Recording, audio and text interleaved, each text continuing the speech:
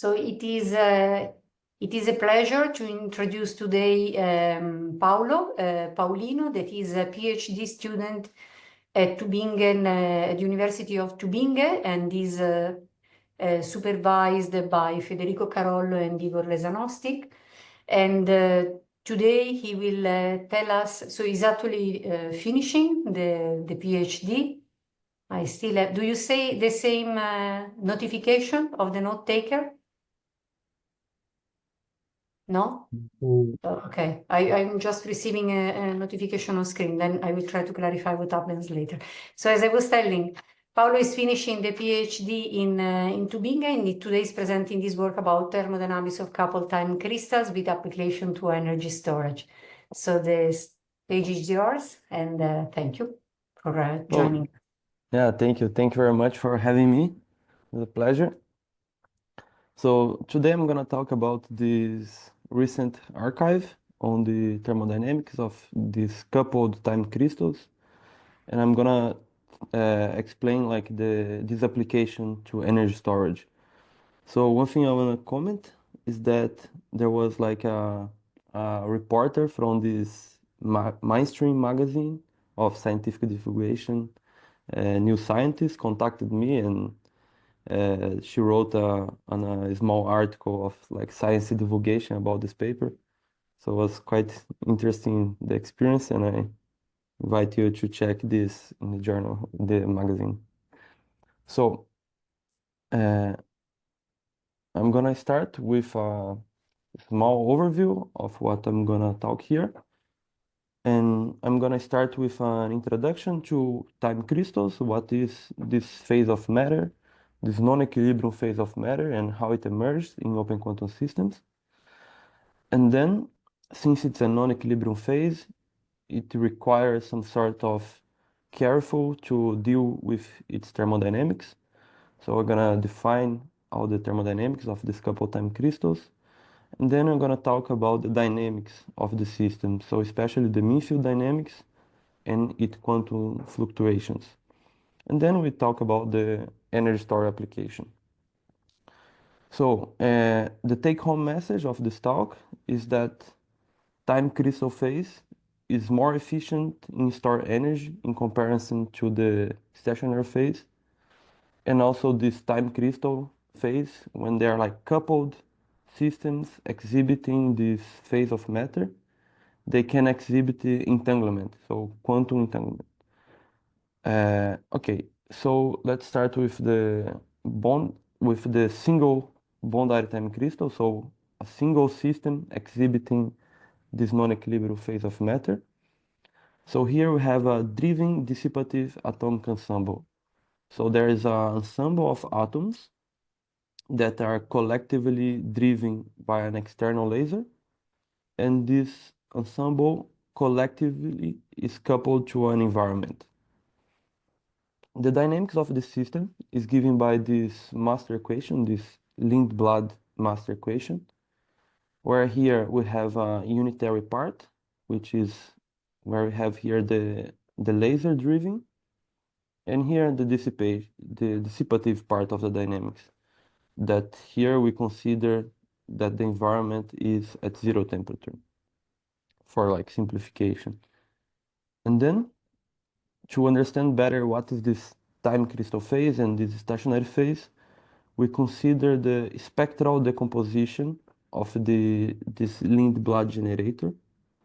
So this map can be decomposed in its eigenbases.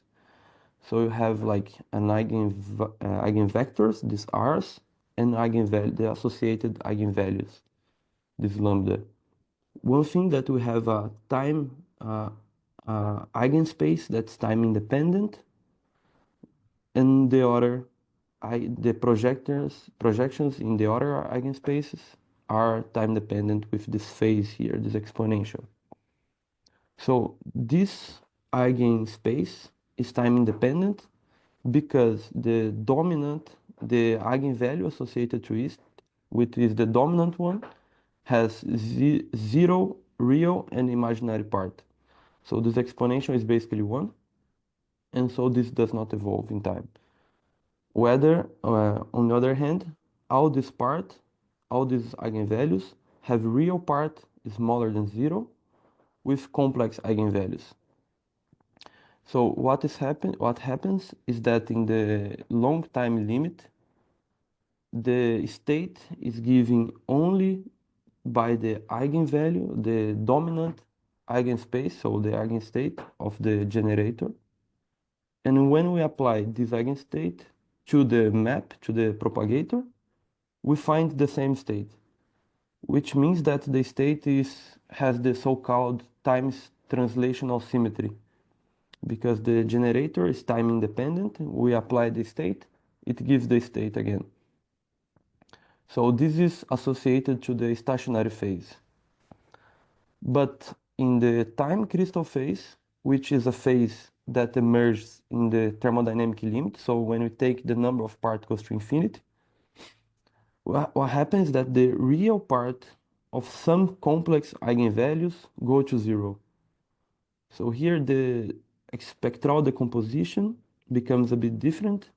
So we have the dominant eigenvalue with zero complex and real part. And then we have some pairs of eigenvalues that have only an imaginary part.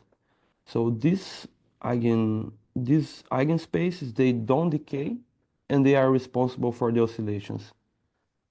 And when we have this, the system has its time translational symmetry broken.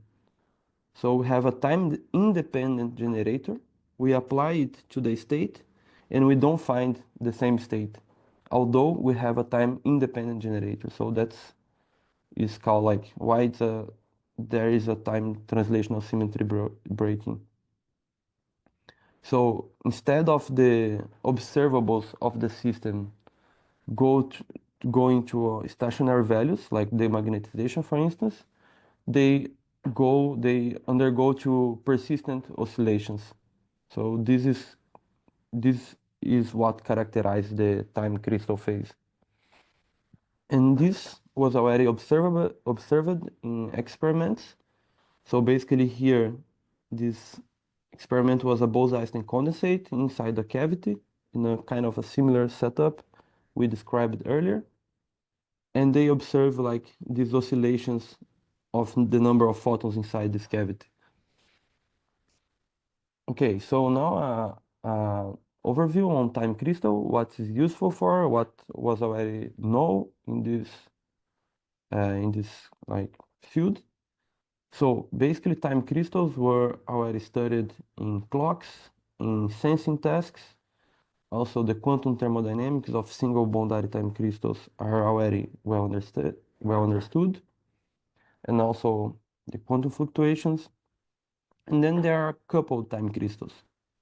And they were also studied a bit for chaos. So when there are two coupled time crystals, they can exhibit the chaos. They can exhibit the synchronization behavior and sensing, can be used for sensing as well.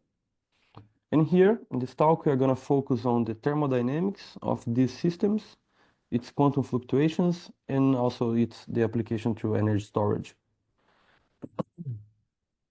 So our model is basically this upper figure here, where we have two bondary time crystals, so two driven dissipative ensembles.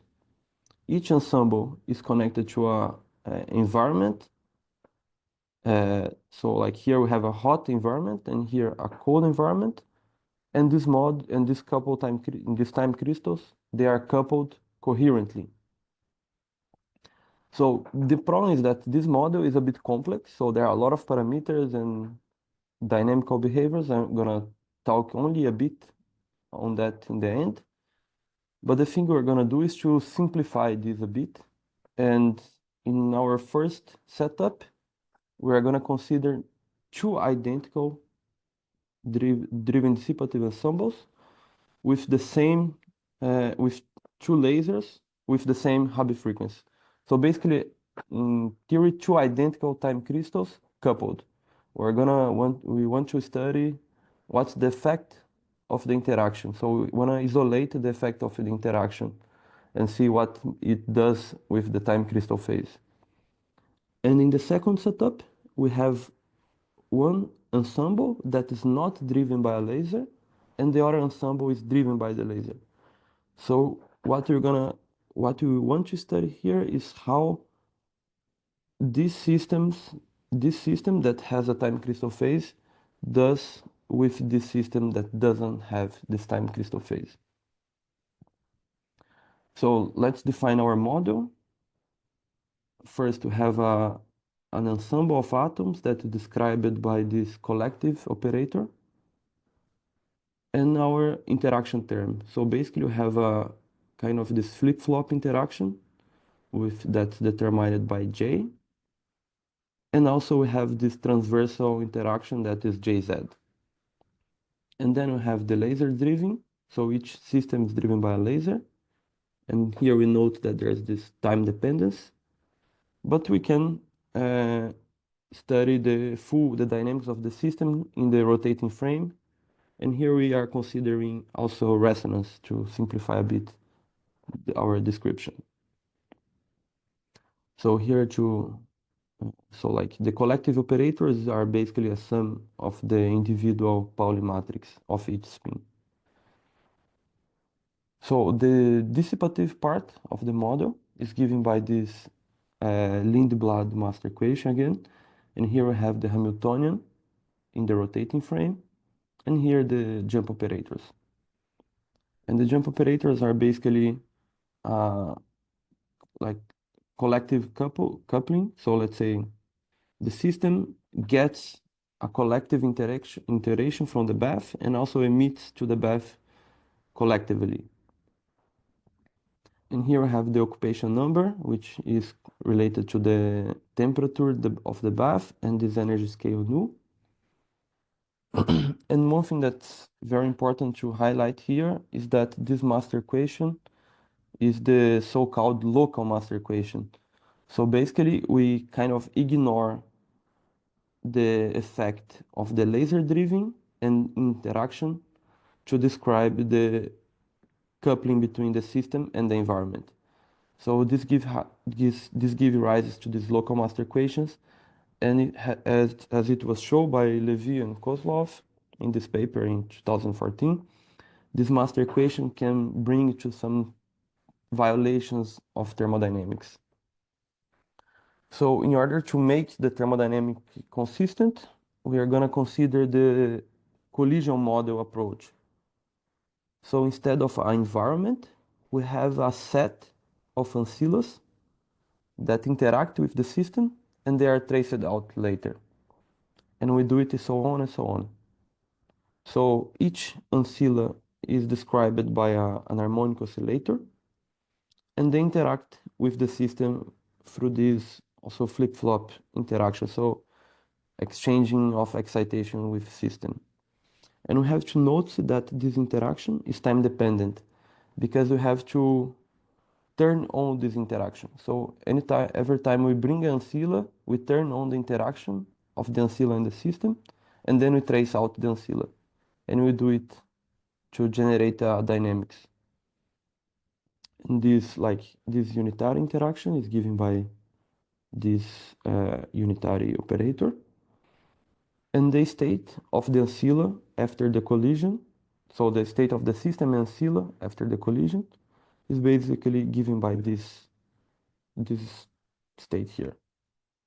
And in the collision model, for recovering the master equation, we consider that the ancillas are in a thermal state and also in a product state. So the ancillas don't talk with each other. And then we consider a second order expansion in delta t, so the time in which the ancilla interact with the system. And we take this to 0. When we do this procedure, we recover the exactly same master equation as we had before, this local master equation. But now from this collisional model point of view. And now we can define a bit better the thermodynamics, because now we can only see how much energy was exchanged between the system and the Silas to define the first law. For instance, the heat dissipated is basically the energy that the ancilla got from the system during this collision. In the same way, the variation of the internal energy is how much energy the system got from the ancilla during the collision. And since we have the laser driven, we also have to take into account this work input that came from the time dependence of the laser. And here we define the first law of thermodynamics, which gives the work input in the system is equal to the variation of internal energy minus the dissipated heat. And here we note that there are this term here we call delta W env, which is basically the work done by turning on the interaction. So we have to compute this time dependence as well as a work. So this term corrects the violations that appear in these local master equations. And also we note that for the thermodynamics, we define all quantities in the laboratory frame. So until here, are there some questions? Is everything clear? Well, I may have some a question. Yeah, sure. So the kind of collision model that you use is using like collisions that are not random, no? That are like one and then the next, like in a Mhm. sequential way, no? Yes, With yes. with equal separation between the collisions and so on. Hmm. And I guess you will need to do some approximation there, no? Because if you say you have like so you have two clouds, two atomic clouds, each of which is interacting with a different collision thing. So Hmm. I suppose that during one of the collisions, you assume the rest of the system be like not evolving or Hmm. Yes. Okay. So basically, uh, sorry.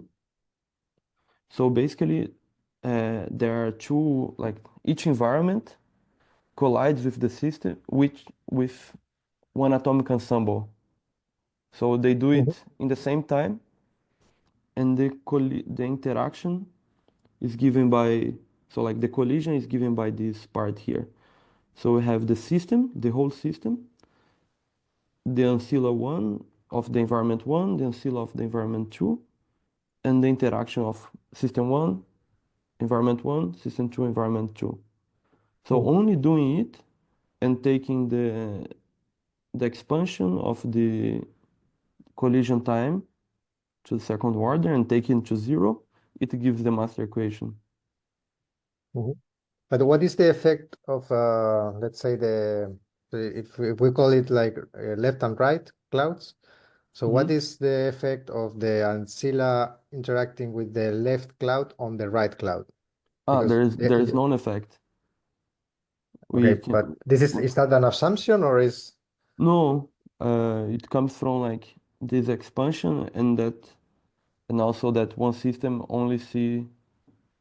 So the environment, the one of the, let's say the left environment only sees the left system.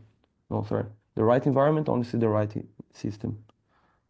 then And do you because need to assume some weak interaction between the two clouds or yes, something like that? Or okay. no, yeah. Because otherwise, I would say, no, if I just look at the two coupled clouds as one system, I would expect that both. Ah, okay. It's because the thing is that, so let's say there is the ensemble one and the ancillus one. So the ancilla one collides with the ensemble one, but ignoring the interaction and the driving. Okay, that's yeah, Yeah. that's the point. Yeah. Yes. Yeah. So there's some kind of time scale separation or something like this, no, between Yes. Yes. during the So collisions. yes, yeah, yeah, that's the thing. So basically here this bosonic operator of the oscillus J sees the system J. So, and also we take this delta T to 0, we find this master equation. Okay, So, and perhaps a second quick question is this work that you introduced in order to switch on and switch off the interaction with the ancillas. So what is the order of that quantity? I mean, in mhm. terms, I mean, of the couplings and so on with the. Yeah, this will be the same order of the dissipated heat. Okay. When we gonna show it later, but this will have like the same, let's say, order, yeah, the same order of the dissipated heat. Also, Okay. Emilio had a question. Hi. Hi. I was surprised in your introduction because you defined the time crystal as a system in which the master equation, the generator of the master equation has no time dependence, and then in the large n limit, then you get some oscillation. And I knew that time crystals occur only on driven systems. Later, I see that there is driven. There is a laser with a frequency. And then you are writing the master equation in the rotating wave reference, isn't it? My Mhm. question is the all the time dependence on the frequency on the laser lost just by this simple change, or is this an approximation? Can you remove it completely, or this Yes, approximate the master equation? yes, we can remove it. And the reason is that we choose the interactions in this specific way. So when we apply the unitary that changes the reference of frame, it commutes with the interaction Hamiltonian. Okay. So we kind of choose it in a specific way so we could remove this time dependence. Okay. And also this unitary will also commute with the ancillas. So let's say with the Hamiltonians associated to the ancillas. So basically we can study so we can study the dynamics in the rotating frame and calculate using these operators, like let's say the expected values, to calculate the thermodynamic quantities in the laboratory frame. Okay. So this was a specific choice that make our work a bit easier, mathematically speaking. Okay. Thanks. Sure. I also had a comment that is related also to the comments of Lalo. If instead of starting from a model in which you have this local separate dissipation, you put some effects in a master equation that could also give consistency, in which when you have strong coupling between the two, you actually have also global effects of the dissipation. Do you Mhm. think the results will be robust?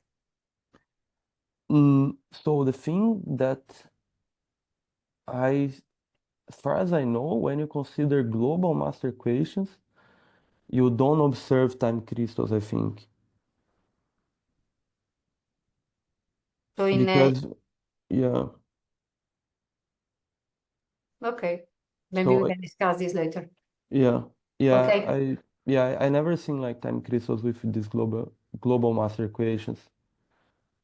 Sorry, But but the normal boundary time crystal is obtained with the global master equation, actually. There is But a we are confusing two global. One is global inside each ensemble. That is the Mhm. case here, as Gianluca says. And I Mhm. was speaking as global as between the two time crystals. So this Okay. effect. But this, Okay, this as Gianluca says, is already global. So I don't know what mhm. I'm telling when you say that the time crystal is. Okay. I was thinking about global in the sense of when you derive from this weak coupling assumption, and then you have the jump operators promoting transition between the eigenstates of the Hamiltonian. I was thinking this way. I mean, here the jump operator is global. So the jump operators, they obey the Taylor balance. So these two jump operators obey the Taylor balance, but they are not promoting transitions between the eigenstates of the Hamiltonian. In this sense, I'm calling local because so when we ignore the interaction and the laser driven, we have some sort of global master equation because these jump operators are put in transition between these eigenstates of the Hamiltonian, of the atomic ensemble. But when you turn on the driving and the interaction, it does not happen anymore. And because of that there is the violations of the second law. May I say something? So it's because of the interaction between the two clouds, right? That happened. So they are kind of global only on the on one of the clouds, not global Yes. over Yes, the. yes. This was the point. What happens when instead is also global in both? But we Yes. can discuss this later because I Yeah. also need to see the. Yeah. Perhaps there's a last comment, which is that so you mentioned that in that reference they found this kind of small violations to the second law, and in the case of these local master equations, but there has been other papers that have shown that this is because they didn't like take the consistent approximations everywhere in their derivation. So they take some approximations in the master equation, but not the same approximations, for example, for calculating the heat, and this is why they get this mismatch between the two. No, okay. Okay, interesting. A consistency problem. Okay. Yeah. Okay. So okay, so now we're gonna apply this to the first setup I talked about, that is two interacting and identical time crystals. So we basically have the same systems here with a coherent interaction. And for describing the dynamics, we consider mean field, which is defined as this, so this intensive quantity. And here we have the dynamics is given by like this kind of Heisenberg or dual Lindblad operator. And then when we consider the same parameters and the same initial conditions, we find that both systems are described by the same mean field equations. So we have actually, instead of, let's say, 6 variables, we have only 3. And then we can see where the interaction appears in this mean field. One thing that's very important is that the temperature does not affect the mean field. So the temperature does not play a role here. And another thing that we can do is to calculate the stationary magnetization. This is the stable solution. There is another one. Sorry, there should be a minus here. So this is the stationary magnetization. And here the effect of the interaction appears as here. And it appears as a difference between Jz and J. And this means that when J is equal to Jz, basically the mean field equation does not see the interaction. And the system behaves as a single normal boundary time crystal. Now let's go for the thermodynamics. Here we have the dissipated heat, and here we have two terms that are quadratic in the number of particles, and here we have a 1 over n, so this term is proportional to n. And here we have the term that is linear in the number of particles, but dividing, so it's an intensive term. And here we see the effect of the temperature. This means that when we take the thermodynamic limit, the dissipated heat to the environment is not dependent on the temperature. So basically the thing that the system only sees two environments at 0 temperature, kind of. And so the temperature only gives an intensive contribution. So it will appear only in the fluctuations. Now for considering like to applying this to the time crystal phase, we consider the time average quantities. So basically, we take the integral of the first law and divide it by t, where t is the total, the time interval we are integrating. We see that the internal energy, this variation goes to 0, and basically we have that this only term here. So basically, working time average work input is minus the dissipated heat. And now we study the phase diagram of this. So here in 0, 0, we have a bonded time crystal because there are no interaction. And then we turn on the interaction in JZ or in J. This graph here is symmetric because the quantities are squared. So basically this graph is symmetric, and let's say that we turn on interaction on in JZ. We go from the time crystal phase to the stationary phase, which means that interaction, when you turn on the interaction, it can restore the time translational symmetry of the generator. So, and also here we observe that in the time crystal phase, this true, the system dissipates more, so it requires more work input to operate. Now, I'm gonna go for the application to energy storage. So we consider first here, as an example, a closed system as a quantum battery, let's say. So we have a system with zero energy, and then we turn on an external laser that will put energy in the system. The system goes and gets fully charged, and then we turn off the system, the energy remains here. But then, in driven dissipative system, the scenario is a bit different because there is also the dissipation, right? So we turn on the laser, the system goes to a sort of like it gets some energy, but the dissipation is always removing energy from the system.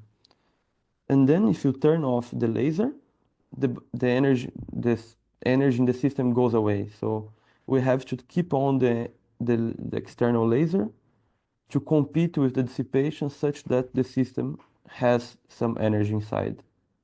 And this is basically our scenario in the time crystal phase.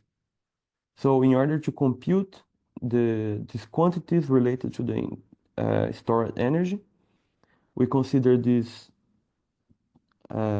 quantity here, which is basically the difference of energy in this reference Hamiltonian. So this reference Hamiltonian is basically the Hamiltonian from which we are going to extract energy. So in our case, it's the bare Hamiltonian of the atoms, for instance. And also to account for the cost to sustain this non-equilibrium state, we consider this efficiency, which is basically the energy stored over the total work done to keep the system operating in this non-equilibrium state. And this quantity is given by this part here. So in this setup, we consider that we are extracting energy from the atomic ensembles. And here we do another assumption that is the bare frequency of the atoms is much higher than the frequency of the laser and the interaction. So we can basically say that the internal energy of the system is dominated by the energy of these atomic ensembles. And here in the first figure, we have this red line, which is the solution that we can access starting from the ground state. So we start from the ground state with J equal 2. The system goes to the time crystal phase. And then we start again here, 2.5, goes to the time crystal phase. We do it until this point here, which is in a B-stable region, where the time crystal phase coexists with the stationary solution. And then it goes to the stationary phase again. So here is basically the time average stored energy stored in the system. And here, for the sake of comparison, we consider two values, J equal 3.4 and J equal 3.41. So it's basically these 2 points here. And then we see the trajectory of the amount of energy stored in the system. And we see that the time crystal phase stores more energy, although there are some parts that it has less energy. But on average, it's a more energetic system, let's say. And then we compute the efficiency, and also we see that the time crystal phase has very high values of efficiency. It has parts that has zero efficiency, but then it oscillates and goes to zero because the work you have to put grows with time, but the energy storage doesn't. So that's why efficiency goes to zero. And here we observe these points in which are optimal for energy extraction. Sorry, Paolo, So could you clarify? First of all these results are in the classical limit, in the n infinite limit, isn't it? yes, yes, yes. Everything is like now is mean field, so Okay. everything. And the other thing is that I didn't get why the efficiency is going down. Yes. So basically, the efficiency is given by this total amount of energy inside the system divided by the total work done during all the dynamics to keep this energy, to keep the system in this, or in the stationary phase or in the time crystal phase. And this term here grows linearly in time. So this term here has like some sort of, yeah, it grows linearly in time, while this term here is bounded. So to keep the time crystal or the stationary phase for a long time costs a lot, while it cannot, the energy inside does not grow. So that's why the efficiency goes to zero. But the dynamics remain periodic. So the dynamics do not decay, but the efficiency goes down. Yes. Yes. Okay. So Is it clear? not completely. It seems like a bad way to define efficiency, but No, but yeah. okay. No, Okay. yeah. Yeah. Yeah, Okay. but Okay. Yeah, but okay. I think it's because you need always to waste some work in order to keep that state, no? And then Yes. the total work then will increase with time, no? Yes. You're always wasting work, so this is why this is decreasing, right? So Yes. the energy of the system is periodic as the system dynamics, but the work is accumulating, no? So you every time, so as much time you keep that, you are wasting more and more work. Yes. No, yes, exactly. I mean, at least it's good because there were claims at the beginning, like time crystal were violating basic assumption, like making movement out of nothing, and it is clear that not. So in this sense, it's a good definition. Yeah. Okay. Yeah. So here, like we conclude that this time crystal phase is better for this application in relation to the stationary phase. So beyond the mean field, we can study the quantum fluctuations. So basically, we have here the this expected value that has correlations minus the mean field is equal to is corrected by this term here. And this F are the so-called quantum fluctuation operators that basically give the displacement of the operator related to its average. And it's very nice that these fluctuation operators, they obey a commutation relation in the thermodynamic limit. So basically, in the thermodynamic limit, it still have some quantumness.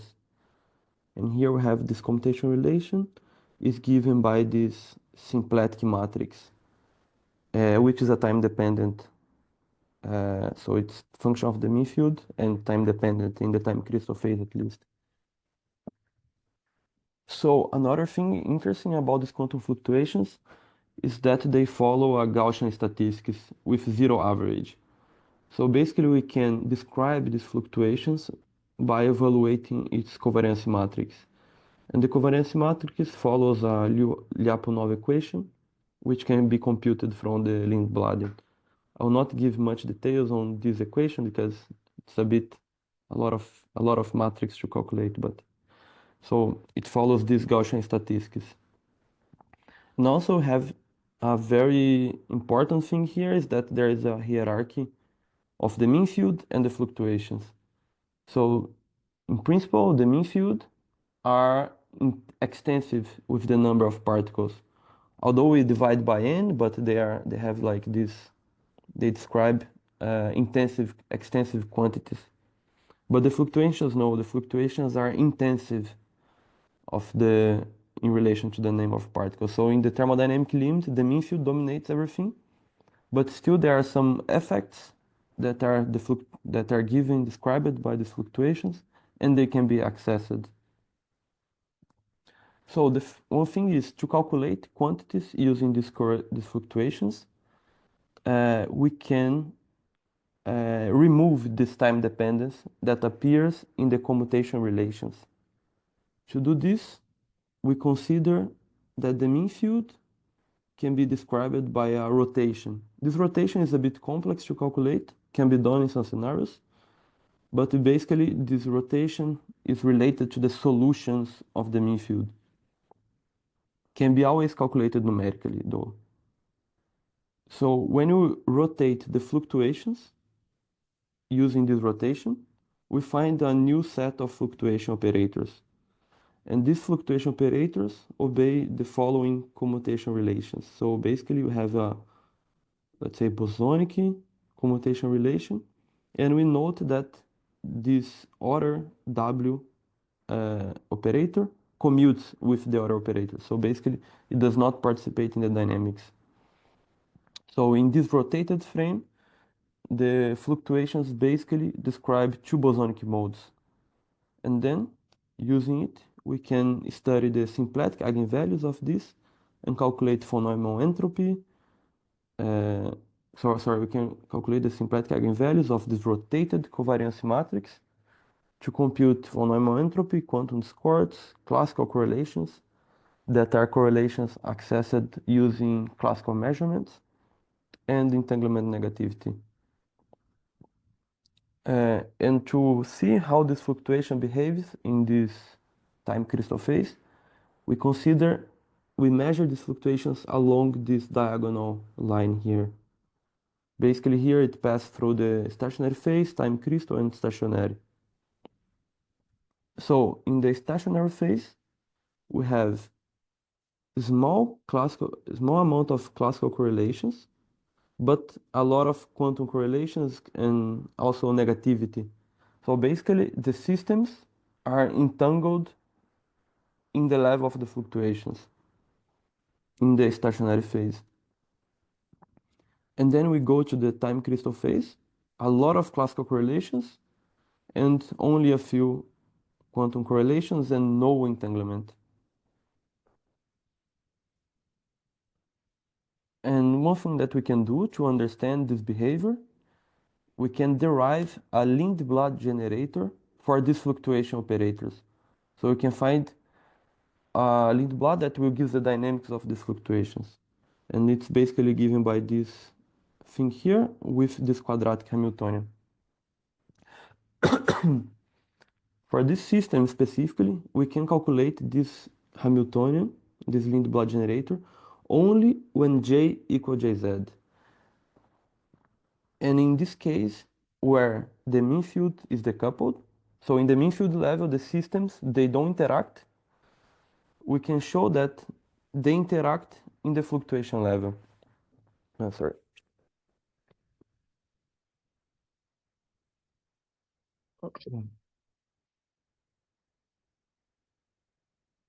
So we have that the mean field are decoupled, but the fluctuations are not decoupled. Now I'm gonna pass to the other application, that's the seeding time crystallization. So basically we have a boundary time crystal and it interacts with an ensemble that's not driven. And for make it easier our analysis again, we consider that Jz is 0 and there is no driven here. And then we find that there is a special initial condition that when we choose mx of system 2 equal my of system 1 equals 0, this is 0 during all the dynamics. This is a property that emerges in the mean field equations. And also we have that there is a conserved quantity, that's the norm of this vector, is a conserved quantity. And then we can write the mean field variables as like using this sine and cosine and this phase here, which means that we can write the mean field equations as a coupled nonlinear phase equation. So instead of having 6 variables, we have only 2. So we have this minimal model describing seeding time crystallization. So this minimal model describing how the dynamics of this system coupled to this system and how this system breaks the time symmetry, time translational symmetry of this system here.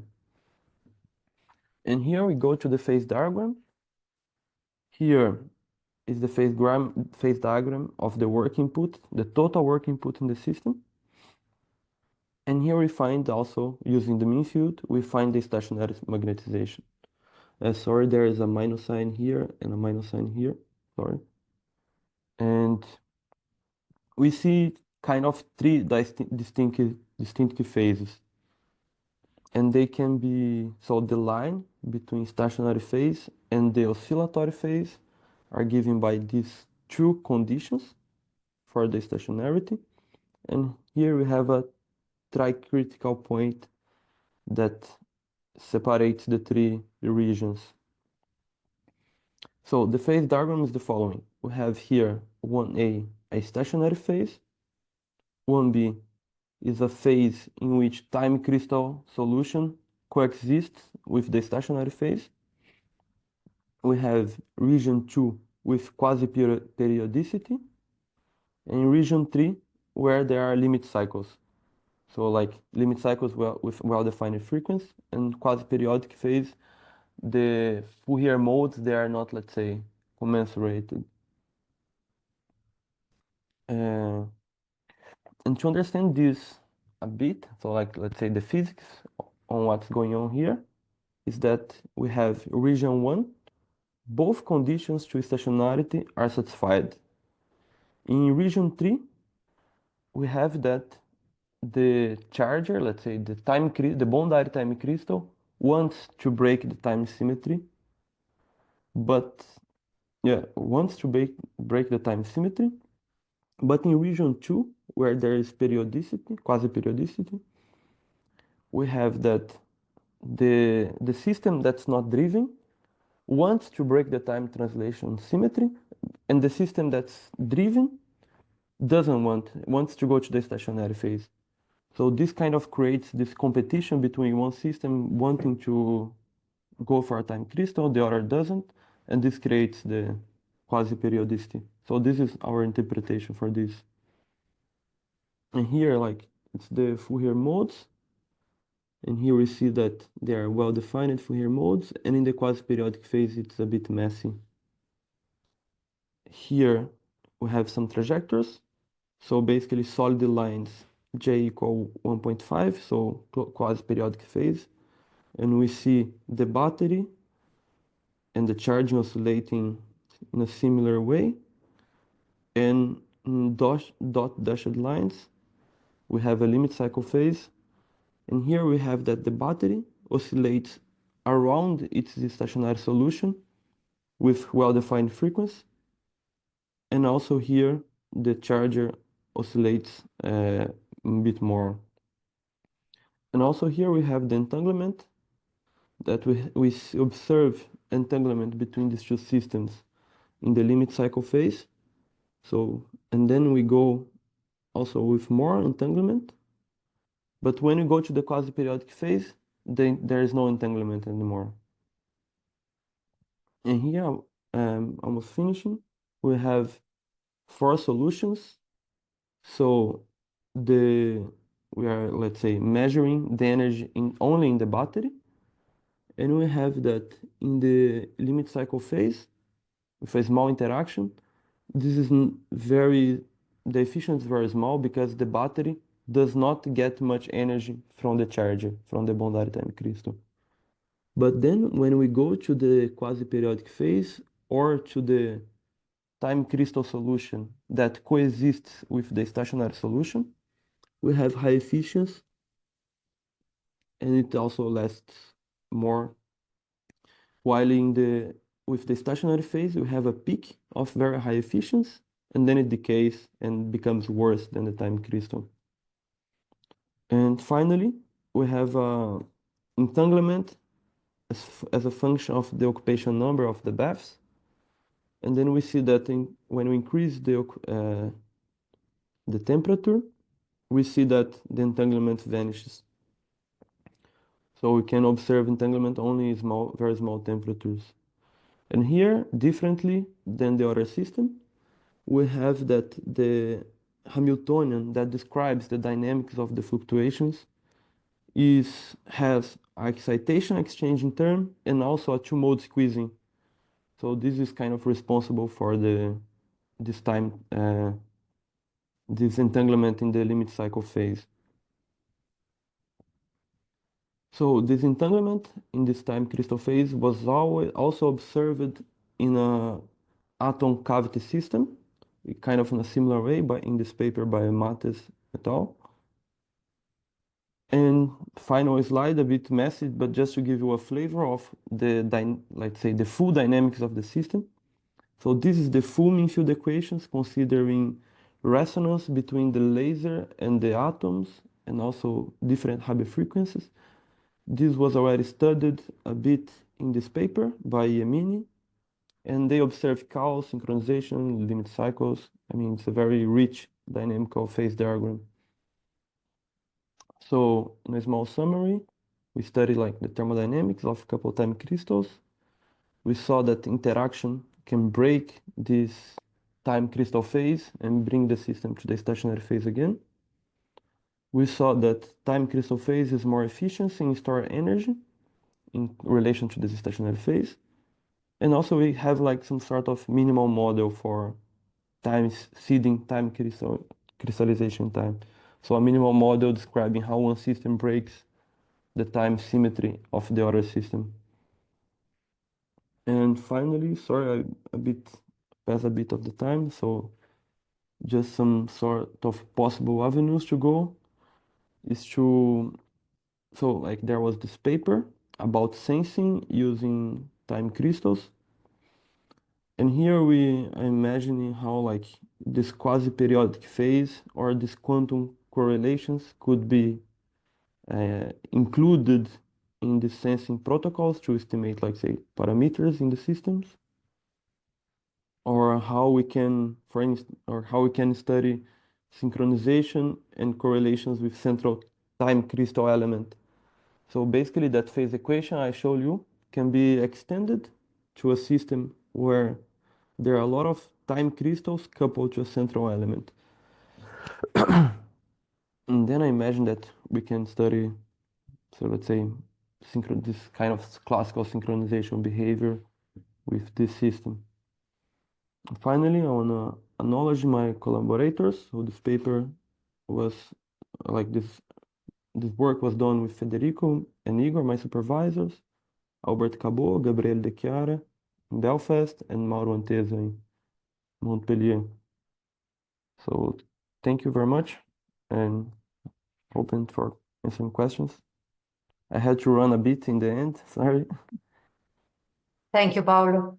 No, timing was good, so we were interrupting you with many questions in the middle. Are there more questions you want to put now? If not, I can say, could you please repeat the difference between the limit cycle and the time crystal? The dynamical features, I mean, then there are different, one is entangled, the other is no, but at the basic level, which is the difference in the So classical dynamics? you mean this region 3 and 2? No, the 2 was quasi-periodic, Yes.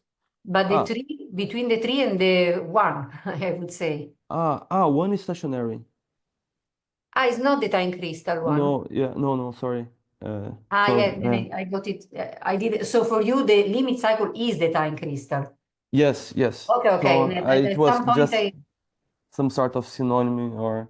No, it's okay then. At some point, I got it wrongly, and then I was trying to understand which was the difference, and of course, there isn't any.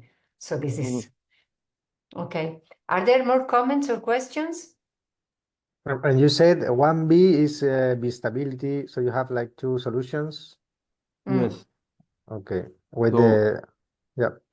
and especially this 1B here is the time crystal solutions we can access from the ground state. But this region is a bit bigger. So this stable region is a bit bigger, but it's not accessible from the ground state. And here we have this very small region also that I didn't, in passing only, is 1C that we change a bit J, we go for a time crystal in this B stable. We change a bit, we go to a stationary, we change a bit, so it's a bit, so that's why it's a bit messy here. Mhm. But it's a very small region also, so. Okay. And another question is, so it's related to what I was saying before. So, what is the, sorry, you are computing here the work needed to maintain the, let's say, either stationary or time crystal phase or whatever other phase, Mhm. in long time limit. So, but how much of this work is due to the laser drivings and how much is due to the switching on and off of the interaction? Mhm. So basically, the work is mostly from the interaction of the collisional model. So the Ah. laser kind of does not play a role in the thermodynamic limit in the same way as the internal energy kind of when you time average it disappear. So I mean, it's still there because uh, where is it? So let's see. Sorry, I forgot where is it.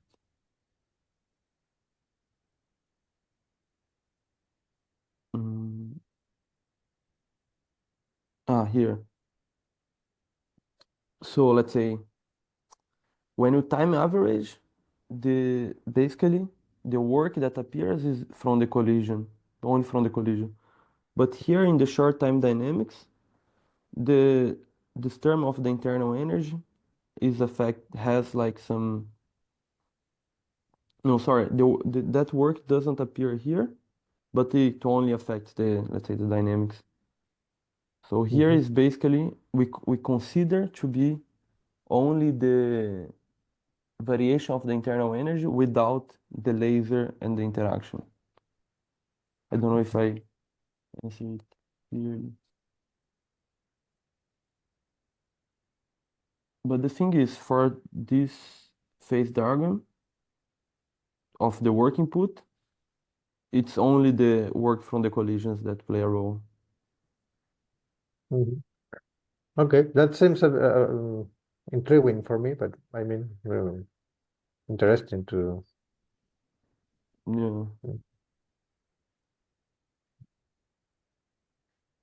Yeah. Because that work is also kind of bounded because it has like similar characteristic of the internal energy. Mhm. Okay, okay, thank you. Are there more questions or comments? If not, maybe we can thank Paolo again. Thank you. That's been very, very clear talk. And Oh. we will write you for speak again. Okay. Nice, great. No, thank you very much for having me. It was a pleasure to Thank do you, this Paolo. talk. Also, I realized that Paulino is the first surname and Souza is the second. Yeah, yeah, Okay, so you use the second one. I didn't check, yeah. but I think now that in the paper you are actually, if someone look for your paper, is Paulo Souza. So They are so basically in Brazil, half of Brazil has Souza as surname. So I decided to use Paulino because it's I don't know more. okay. Okay. Thank you very much. See you. See you. Thank you very much. Ciao. Thank There was you. something in the chat. Yeah. No, it was just a thank. Okay. Ciao. Okay. Thank you. Oh, thank you very much. Ciao.